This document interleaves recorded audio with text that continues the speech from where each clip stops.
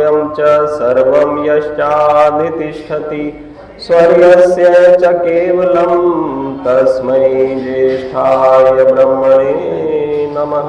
उपस्थित माननीय प्रधान जी, उपप्रधान जी, सभी आर्य सज्जनों, मातृशक्ति और प्यारे बच्चों, आज बड़े ही हर्ष का दिन है कि दिवाली का पर्व का आगमन होने वाला है।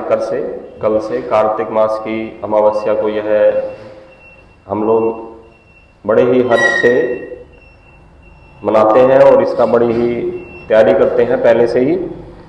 तो इस दिन एक महत्वपूर्ण घटना यह भी हुई थी कि आर्य समाज के संस्थापक महर्षि दयानंद जी का इस दिन निधन भी हुआ था। लेकिन उन्होंने जो यह पर्व है, दीपों का पर्व है, तो वह स्वयं तो इसमें बुझ गए थे, लेकिन लाखों दीपक उन्होंने जलाए थे। विद्या रूपी दीपक से उन्होंने सबका प्रकाश किया था।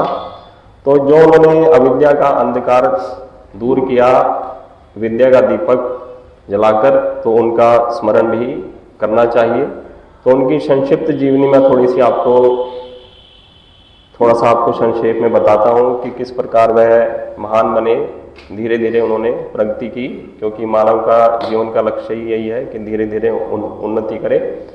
तो उनका जन्म जो हुआ था गुजरात में मोरवी प्रांत के अंतर्गत जो टंकारा नाम का गांव था, वहाँ पर करशन जी तिवारी के यहाँ उनका जन्म हुआ था।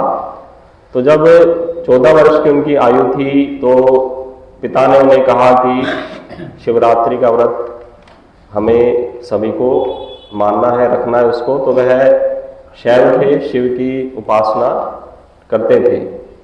तो फिर जैसे कि रात्रि को शिवरात्रि के दिन कार्यक्रम होता है कि सभी लोग जागते हैं और शिव की पूजा करते हैं शिवलिंग के माध्यम से। तो धीरे धीरे क्या हुआ, जैसे जैसे रात्रि आई तो सारे लोग सो गए उसमें, लेकिन महर्षि दयानंद जागते रहे। उनका बचपन का नाम था मूल शंकर।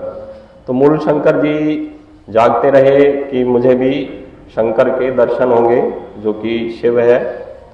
लेकिन उन्होंने रात को क्या चीज़ देखी कि शिवलिंग पर जो अक्षत थे, चावल थे जो कि चढ़े हुए थे, तो उन्होंने देखा कि वहाँ पर कुछ चूहे आ गए और वो चावल का भक्षण करने लगे। साथ में उन्होंने देखा कि वह मल और मूत्र का त्याग भी वहाँ पर करने लगे। तो उन्होंने देखा कि यह कैसा शिव है कि जिसमें कोई शक्ति दिखाई नहीं देती है। पिताजी ने तो कहा था कि इनके बड़े बड़े गण हैं और यह शक्तिमान है, त्रिशूलधारी है, पाशुपात अस्त्र है इनके पास, और यह राक्षसों का विनाश भी करते हैं। लेकिन मैं देख रहा हूँ यहाँ मुझे कुछ भी दृष्टिगोचर होती नहीं है कि वह यहाँ से चूहों को हटाएं कि जो यहाँ पर गंदगी कर रहे हैं। लेकिन कोई भी ऐसा शिव आया नहीं। तो फिर जब वह सुबह हो गई तो उन्होंने पिताजी से पूछा कि शिव का महात्म्य जो आपने कहा था मुझे कुछ दिखाई नहीं दिया, कि कम से कम चूहों को तो यहाँ से मारते भगाते।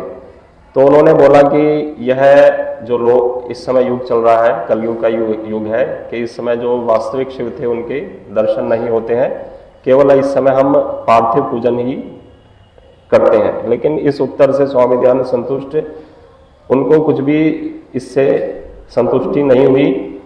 तो उन्होंने निश्चय किया कि एक दिन मैं सत्य शिव के दर्शन करूंगा, कहीं मैं उसको प्राप्त करूंगा, चाहे वह कैलाश में हो, चाहे वह कहीं और हो।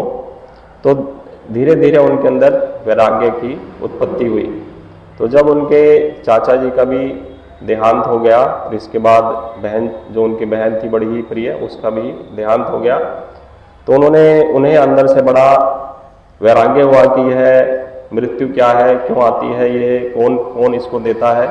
तो इस धीरे धीरे उनके मन में वैराग्य की उत्पत्ति हुई कि मुझे मृत्यु को जीतना है और सच्चे शिव के दर्शन भी करने हैं। तो फिर इतना उनको वैराग्य हुआ, किसी से पूछने लगे कि मुझे सत्य शिव के दर्शन कैसे होंगे। तो किसी ने बोला कि योगियों के माध्यम से होंगे, जब योग साधना करोगे तो उसके माध्यम से शिव के दर्शन होंगे।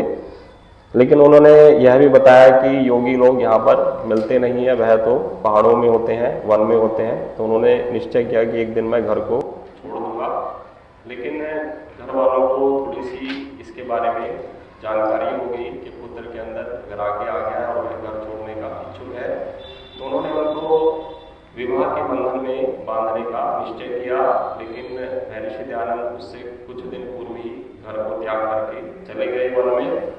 तो वहाँ पर कुछ ठग भी मिले, कुछ उनके पास धन था और सोने की अंगूठी भी थी, वह भी लोगों ने छीन ली कि तुम तो वैरागी हो गए हो, तो इनका तुम्हारे से क्या मतलब है। लेकिन उन्हें कुछ इससे प्रभाव नहीं हुआ, उन्होंने उसको दे दिया कि मुझे भी सत्य शिव के दर्शन करने हैं, तो मैं क्यों इनमें आसक्ति करूं।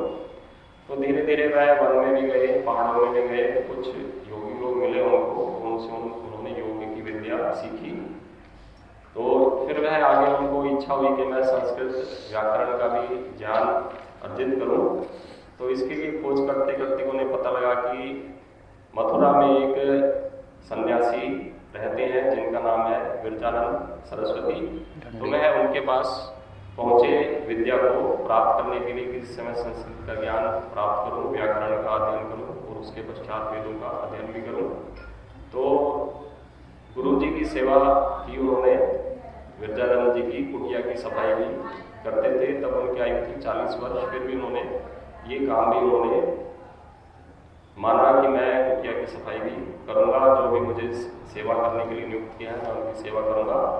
जबकि वह कुछ क्रोधी भी थे विरजानंद जी, यदि सफाई ठीक से नहीं हुई तो फिर क्या करते थे, डांटते भी थे।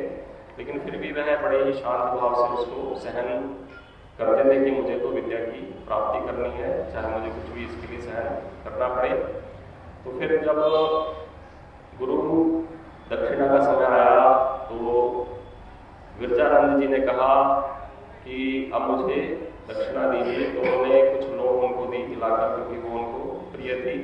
लेकिन विरजानंद जी ने कहा कि मुझे लोन नहीं चाहिए, मुझे तो तुमसे बहुत बड़ा काम लेना है, तुम अपना पूरा का पूरा जीवन ही मुझे दो, वेद के प्रचार में लगाओ और जो संसार में पाखंड फैला है उसको मिटाओ।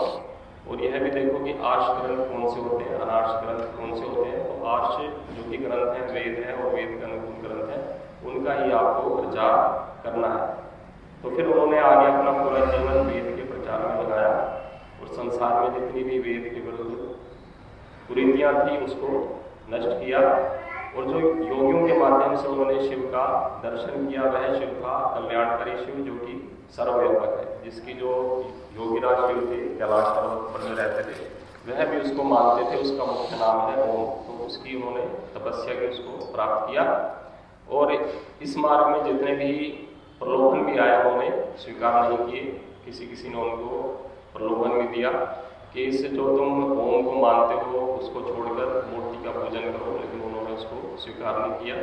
यहाँ तक कि उनको बड़े बड़े मठ की गद्दी का भी प्रलोभन दिया उनको कि इसको, इस वाली गद्दी को प्राप्त करो, धन को प्राप्त करो, लेकिन जो वेद के जो मत नहीं है उनका खंडन मत करो। लेकिन उन्होंने उसको स्वीकार नहीं किया, लेकिन वेद का ही प्रचार किया सदैव।